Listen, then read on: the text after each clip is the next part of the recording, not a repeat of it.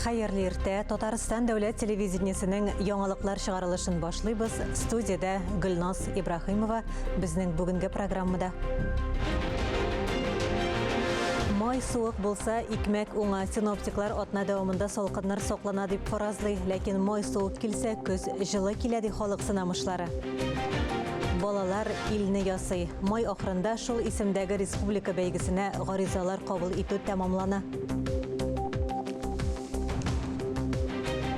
Соклый торган мирас. Буа районының Исәк авылында мөнәҗәтләр бәйгесе булып узды.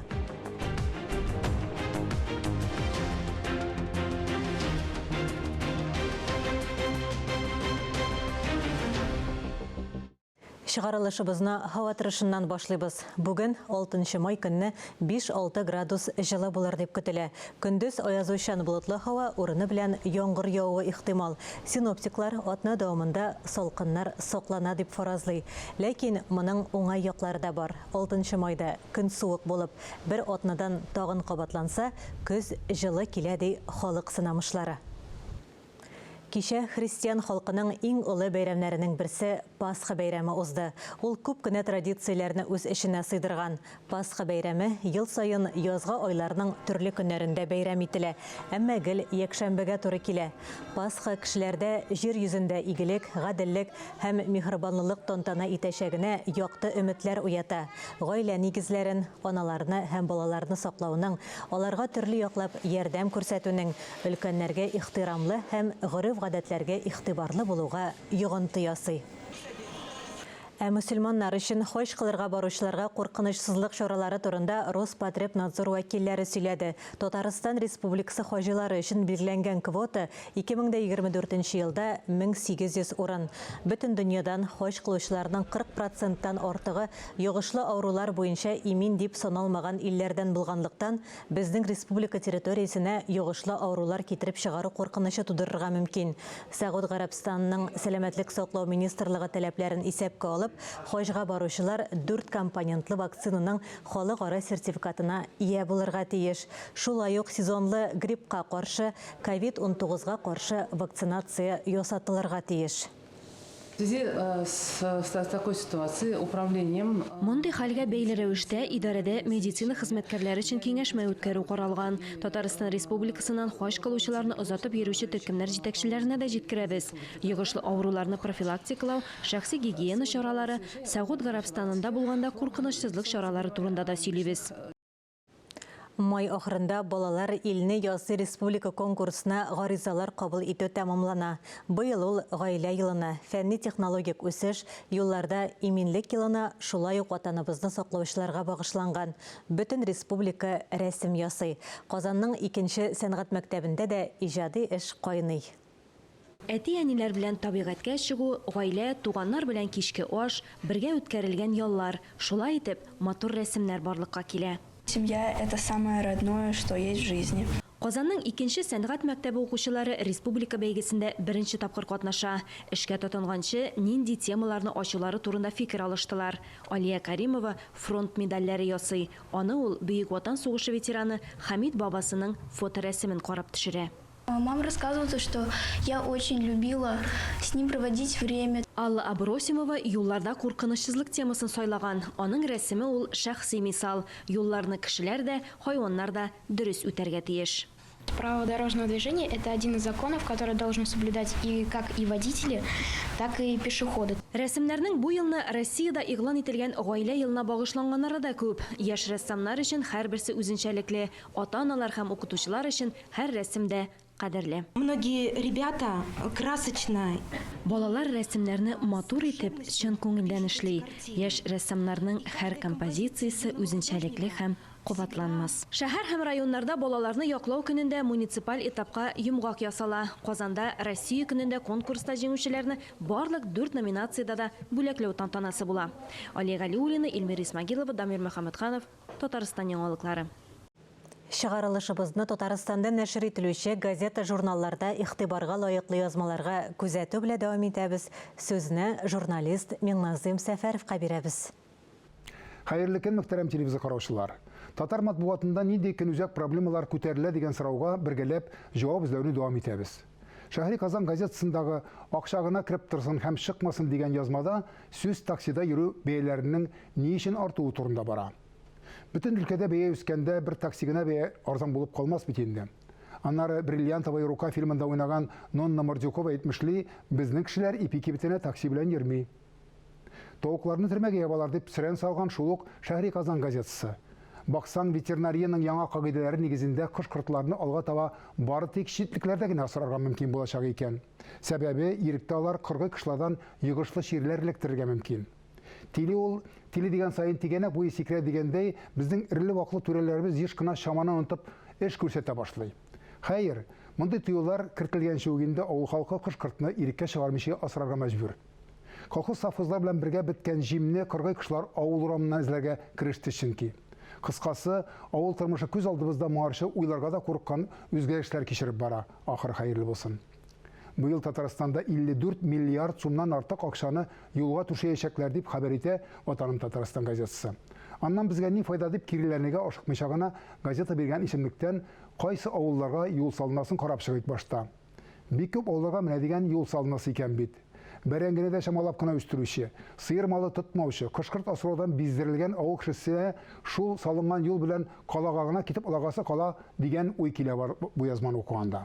Россиядә иратлар хатын-кызларга караганда 10 елга азрак яши дип белдергән Россиянең сәламәтлек саклау министры. Ватан Татарстан газетасы хәбәрчесе иратларның гомерен ничек озайтырга дигән сорауга җавап эзләү белән шөгыльләнгән. Баксаң, без үз сәламәтлегебез турында кайгырта белмибез. Аз хәрәкәтләнәбез, тартабыз, эчәбез һәм шуның өстенә симерәбез дә икән. Буларны эстәп иң авыр эшләр һәм корал тотып илне саклауда без ирләр өстенә төшкәнлеген дә кушсаң, килә дә чыга инде гомернең 10 елга кыскаруы. Ирләрне саклагыз, алар файдалы дип кенә әйтәсе кала бу урында. Укудан һәм фикерләүдән аерылмыйча барыбызга да озын-озак гомер кичерергә насыйп булса иде дигән теләктә бүгенгә сезнең белән саубуллашам. Исәнлектә күрешик. Мөнәҗәтләр тарихның иң аяусыз һәм гарасатлы елларында да динебезне сакларга, халык буларак исән калырга ярдәм иткән мәдәни мирасыбызның аерылгысыз бер өлеше.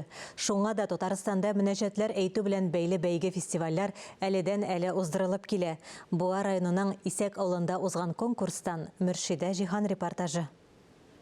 Исәк авылында 5-нче регион ара мирас дип аталган мөнәҗәтләр бәйгесе башланып китте. Минем янымда Казаннан кайткан ансамбль. Әйдәгез сезнең белән танышыйк әле. Нинди ансамбль, сез нәрсәләр башкарасыз? Ассаламу алейкум ва рахматуллахи ва баракатух. Без Шихабетдин Мәрҗани мәчете каршында эшләп килүче Мәрҗан мөнәҗәтләр ансамбле булабыз. Һәрбер мөнәҗәтнең ничектер мөмкин кадәр белә алган кадәр тарихын белергә тырышабыз.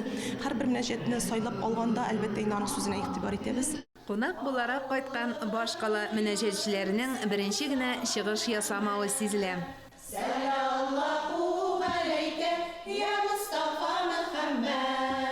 Ансамбль буларак чыгыш ясаучыларның киемнәре конкурска җитди карауларына өмет уята. Бу хакта район башлыгы исеменнән чыгыш ясаган Илдар Еремеев та искәртте. Катнашучылар да, оештыручылар да ныклап әзерләнеп, ел сайын көтеп ала. Буадагы түгел, алдарда булган ватан чараларда без инде нык элемтәдә, киңәшүдә безнең якташлыгыбыз белән уздырыла. Һәм без аларга һәман рәхмәтле. Мөнәҗәт конкурсы ел сайын Исәк мәчетендә уза. Мәчет ул намаз уку йорты булудан тыш, уку-укыту, дини чаралар үтүче мәгърифәт мәркәзе дә булырга тиеш дип белдерде Тимергали хәзрәт Юлдашев. Аны үстерергә кирәк. Заманында бит инде ата-бабаларыбыз динне тоталмаган вакытта шул мөнәҗәтләр белән яшәгәннәр. Шул мөнәҗәт белән динне ирештергәннәр. Көйләп, шуңа күрә аны дәвам итәргә кирәк. Сүзләрен раслап Сәләх мәчете имам хатибы үзе дә мөнәҗәт әйтте. Иллаллаһ ма лана раббун сива. Эш гамәле белән үрнәк булганнар гына үз артыннан башкаларны да ияртә ала. Инде саным бик кирәкле эш дип, чөнки гореф-гадәтләрне саклау дип аны күпмегенә журналга, газетага язсаң да, күпмегенә экраннан сөйләсәң дә, шын тормышта гамәл кылмасаң бу мәсьәләдә, әлбәттә, гореф-гадәт тә сакланмаячак, тел дә сакланмаячак. Безнең ул якташлык җәмгыятенең эшенең бер юнәлеше. Якташлык җәмгыятенең Буа районы хакимияте җитәкчелеге һәм район мөхтәсибәте хәйр фатихасы белән рухи чаралар үткәрү юнәлеше башланып киткәнгә 5 ел. Шушы мөнәҗәтләр аша инде үзенә күрә бер дин турында да мәгълүматлар биреп, үзенә күрә татар милләтендә саклап, шулай шул рәвешле безнең татар халкы әлхәмдүлилlah яшәде. Шуннан да халкыбызның күңел байлыгына исен китәр, аның хәтер сандыгында никадәр җыр, мәкаль, бәет, мөнәҗәт. Менә мин бүген башкарачак мөнәҗәтем минем үзем язган мөнәҗәт, әлхәмдүлилlah. Шулай шатланып килдем инде бүген шундый монда мөхит шундый карагыз әле нинди кунаклар килгәннәр, акъяулыклы әбиләр шундый матур булып утыралар. Бик күркәм, шул кадәрле авыл өендәге зур бәйрәм аш уздырган шикелле. Гаиләдәге кебек үзара теләктәшлек катнашучыларга көч бирә. Нигъмәтләргә шөкер кылганнар. Беренче тапкыр гына чыгыш ясаган Илүзә дә каушап калмады. Минемчә, шундый бәйрәмнәрне уздырырга күбрәк, ешрак кирәк, чөнки ул имамыбызны күбәйтә, динебезне танырга, күбрәк өйрәнергә өйрәтә. Иң өлкән катнашучы Зәүҗия апа ахирәте Руфия белән килгән. Тәрбия өчен бик зур әһәмияткә. Менә карагыз, Аллаһ Тәгаләне зурлыйбыз, олылыйбыз. Пәйгамбәребездән шәфәгать сорыйбыз. Аннары соң Аллаһка рәхмәтләребезне җиткерәбез. Яшь буын моны ишетсен иде дә, кыямәткә кадәр булган буыныбыз дин ислам юлыннан тайып булдырмаса иде дип намазлар сайын сорыйбыз инде. Тели белгән теләк чынга аша диләр. Газиз балам, синең анаң, хатлар көтәм, газиз балам. Әлеге мөнәҗәтне Түбән Наратбаш авылында яшәп, 101 яшендә вафат булган Сафия Бану Апти язган. Аны башкарган оныгына жюри бер тавыштан беренче урын бирде. Ул мөнәҗәт әтиемә багышланган, чөнки аның әтиемнең әнисе язган. Әтием безнең Венгрия сугышында катнашкан иде. 8 ел Венгрия Будапешт шәһәрендә хезмәт иткән һәм ул сугыш ветераны иде. Менә ул киткәч шушы мөнәҗәтне балам бәгърем дип язган. Мөнәҗәтләр конкурсында Чувашиянең Татар Сырилы авылынан да катнашучылар булды. Үзебезнең динебезне Татарстан кеше белән, конечно, беренче татар халкы белән күтәрәбез үзебезнең телебезне, динебезне һәм үзебезнең әвәлге җырлар, бәйтләр, мөнәҗәтләрне.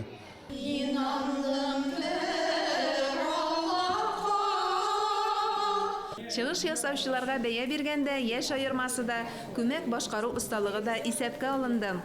Бик яратып, без киләбез, бик зур хөрмәтләп, матур итеп оештыралар һәр җылны. Рәхмәт оештыручыларга. Белгәнебезчә, халык авыз иҗаты әхлаклылык, кешелеклелек, намуслылык сыйфатлары тәрбияли. Хәзерге кырыс шартларда бу сыйфатлар югалмасын өчен мондый чараларны ешрак үткәрү шарт. Bütün rayonlarda bunu işleyiyorlar. Bütün rayonlarda. Şu avul, her avulda kişkine gine bir nişe gine bola bilen şunu yasasalar da bu bizden bik zor jingu bolar idi. Bu jingu biz alga barabız. Alga biz mirasımızı yaşatabiliriz, halkımızı yaşatabiliriz, tilimizi yaşatabiliriz. Mın sağında turuşlar biz. Мөршидә Җиһан, Владимир Юрков, Татарстан яңалыклары махсус Буа районыннан. Эфирда яңалыклар программасы. Чыгарылышыбызны мәдәни тормыш сәхифәсе белән дәвам итәбез. Бу атнада узачак чаралар афишасын тәкъдим итәбез. Хәерле иртә. Эфирдә мәдәни тормыш сәхифәсе сезнең белән мин Динә Нишметдинова. Бәйрәм атасында Казан шәһәрендә һәм республика районнарында нинди мәдәни чаралар көтелә? Әйдәгез бергәләп барлык. Җиңү бәйрәме уңаеннан Казан Кремле музеенда, ләкин күбәләкләр монда бүтән ычмыйлар дип исемләнгән күргәзмә ачылды. Күргәзмәдә 30 фото сүрәт күрергә мөмкин. Аларда Бөек Ватан сугышының зәхмәтле чоры сүрәтләнә. Казан дәүләт консерваториясе 7 май көнне Салих Сайдашев исемендәге зур концерт залы сәхнәсендә сугыш еллары җырлары, совет кинофильмнарыннан алынган көйләр яңгырашында концерт программасын тәкъдим итә. 9 май көнне Камал театры тамашачылар өчен игезәк спектаклен куя. Шулай ук биредә җомга дуслар җыелган җирдә Шимбә зәңгәршәл спектакльләре күрсәтелә. Кәрим Тинчурин театрында 10 май, Хыялы 12 май Эх алмагачлары спектакльләре уйнала. Габдулла Кариев театры җомга көндез һәм кич халык каһарманы, муабит дәфтәрләре авторы Муса Җәлилнең иҗат юлын, шәхси тормышын чагылдырган спектакль тәкъдим итә. Әтнә халкым шимбә кишен, шимбә көн киш белән спектаклен карап хозурлана ала. Юлларыгыз театрда үтсен. Түбән Кама театрым 9 май көнне «Этаңнар гүзәл тынлыкта иде» спектакленә чакыра. Әлмәт театрында җомга «Кайда минем илем» шимбә кар астында кайнар шишмә спектакльләре булуы көтелә. Бу атнага мәдәният дөньясына кагылышлы яңалыклар менә шундый иде. Мин Динә Нәҗметдинова сезнең белән киләсе атнага кадәр сау булашам. Татар халкының күренекле шәхесләренә багышланган проектны дәвам итәбез. Бүген сүз Бөек Ватан сугышы каһарманы Рейхстаг түбәсенә беренчеләрдән булып җиңү байрагын кадаган татар солдаты Гази Заһитов турында. Аның тормышы белән Татар энциклопедиясе һәм төбәкне өйрәнү институты директоры профессор академик Искәндәр Гыйләҗев таныштыра.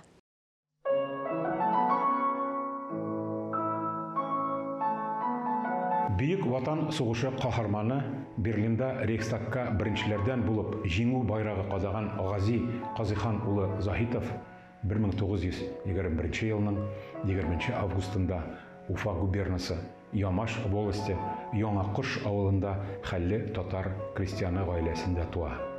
1931 елдан туган авылы мәктәбендә 1934-38 елларда 6 километр ераклыктагы Урьяды 7 еллык колхоз яшьләре мәктәбендә белем ала. 1938 елда Гази бер медицина училищесына укырга керә. 1940 елда 3 курста укыганда шуннан ук хәрби хезмәткә чакырыла. Алдагы хезмәт юлында табигый разведчик сәләте белән аерылып тора. Сугыш чорында кеше офицерлар курсларында төгәлләргә өлгерә. Әмма училищеда алган күнекмәләрен еш кына гамәлдә куллана. Полкташлары аны яратып лейб-гвардия лекаре дип йөртәләр. Сугышның беренче көннәреннән үк ватанны саклаучылар сафына баскан Гази Заһитов артиллерия дивизионының 832-нче бүлегендә разведчик булып хезмәт итә. Геройны бүләкләү кәгазендә Кызыл армияче Заһитовның кыю, курку белмәс һәм ватанга бирелгән разведчик булуы ассызыклана. 1945 елның 20 гыйнварында бер үзе дошманның 10 солдатын әсирлеккә алуы да бәян ителә. 1945 елның апрелендә камалган Берлинга өлкән сержант Заһитов 3-нче удар армияның 136-нчы артиллерия бригадасы составында бәреп керә. Нәкъ менә шул вакытта командование Рейхстагка кызыл байрак кадау өчен бер юлы берничә һөҗүм төркеме оештырырга карар кыла. Гази Заһитов гвардия капитаны Владимир Маков төркеменә кертелә. Аңардан башка төркемгә тагын 24 кеше, шул исәптән өлкән сержантлар Михаил Минин һәм Александр Лисименко. Шулай ук сержант Алексей Бобров керә. 1945 елның 30 апрелендә 22 сәгать 40 минутта Гази Заһитов һөҗүм төркеме составында Рейхстаг бинасы өстенә беренчеләрдән булып кызыл байрак кадый. Түбәне төрле яклап утка тоталар. Заһитов авыр яралана. Төркем байракка менү юлларын 1 майның иртәнге 5-нә кадәр саклый. 1 майда бүтән төркем Советлар Союзы герое исеме бирелүгә тәкъдим ителә. Әмма 1945 елның 18 майында алар кызыл байрак орденнары белән бүләкләнә. Гази Заһитов туган якларына 1946 елның җәендә әйләнеп кайта. Күкрәген 3 орден, 5 медаль бизи. 1947 елда туган авылы Яңакошта ул авыл советын җитәкли. Бераздан өйләнә, улы һәм кызы туа. Аннары МТСта механик булып эшли. 1953 елның 23 августында фаҗигале рәвештә һәлак була. Башкортстанның сугышчан дан музеенда Рейхстаг диварына Заһитов фамилиясын язучы солдат сурәтләнгән диорама урнаштырылган. 1994 елда Россия Федерациясының оборона министрлыгы Хәрби тарих институты, Россия Федерациясының Фәннәр академиясе тарих институты, Башкортстан һәм Татарстан президентлары хуплавында Бобровка, Заһитовка, Лисименкога, Маковка, Мининга Россия Федерациясе герое исеме бирү турында тәкъдим кузгатыла. Әмма әлеге тәкъдим Россия Федерациясе оборона министрлыгында яклау тапмый. 1997 елда Гази Захитовның туганнарына Советлар Союзы героеның алтын йолдызы тапшырыла. Тик бу бүләк инде дәүләт статусында булмый. Туган авылындагы гранит һәйкәлгә Берлинны штурмлауда катнашучы Рейхстагка беренчеләрдән булып җиңү байрагын кадаган геройга мәңгелек дан дип язылган.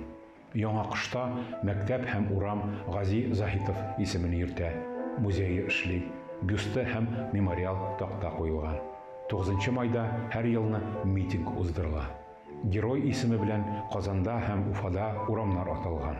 Башкортстанның Мишкә районы үзәгендә Советлар Союзы геройлары таш диварына Гази Захитов исеме дә куелган. 2020 елның 9 майында Казанның Җиңү паркында аерым постаментта Совет солдатына дип язылган 10 метрлы азат итүче сугышчы һәйкәлен ачу тантанасы булды. Аның прообразы итеп Гази Захитов алынган. Хөрмәтле телевизор караучылар, берничә минуттан соң эфирна хәерле көн Татарстан тапшыруы дәвам итә. Бүгенге программада ниләр көтелә, Эльза Әхмәтҗановдан белешербез. Эльза, хәерле көн. Гөлназ, хәерле көн, исәнмесез. Мәгълүм булганча, пенсия һәрбер Россия гражданинына шәхси билгеләнә, күләме төрле сәбәпләрдән тора әлбәттә. Татарстан социаль фонды баш белгече Алсу Мәрдиева булачак пенсияның формалашуы һәм исәпләнүе, пенсия коэффициенты турында аңлатып китер бүген. Һәм инде апас якларына без сәяхәт итербез, анда яшәүче оста куллы ханым белән танышырбыз. Шулай ук Лобачевский музеенда булып кайтырбыз. Инде берничә минуттан хәерле көн Татарстан тапшыруын карарга онытмагыз. Бүгенге чыгарылышыбыз тәмам. Без яңалыклар иҗат төркеме сау булашабыз. Үзегезне һәм якыннарыгызны саклагыз. Исән, имин булыгыз.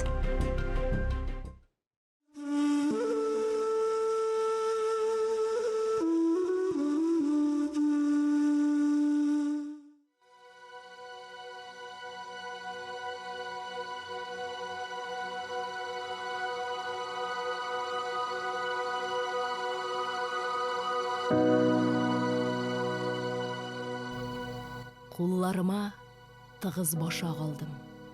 Орлыкларын удым учымда. Жир җылысын җыйган тук башакның тәмен тойдым телем очында. Кырдан искән көзге җилләр белән икмәк исе керде борынга. Ата-бабам мәңге хыялланган шушы гади икмәк турында. Орлык чәчкән язгы буразнага юмартлыгын җирнең теләгән. Уңыш өчен канлы яше белән, тозлы тире белән түләгән. Көшелләрдә сары гәрәбәдәй тыгыз, авыр будай бөртеге. Игенчеләр ил муллыгы өчен үстергәннәр аны тир түгеп. Алар бүген җирнең хуҗалары, алар бүген җирне кылачлар. Өстәлләргә килсен кояш кебек, түгәрәк һәм кайнар калачлар.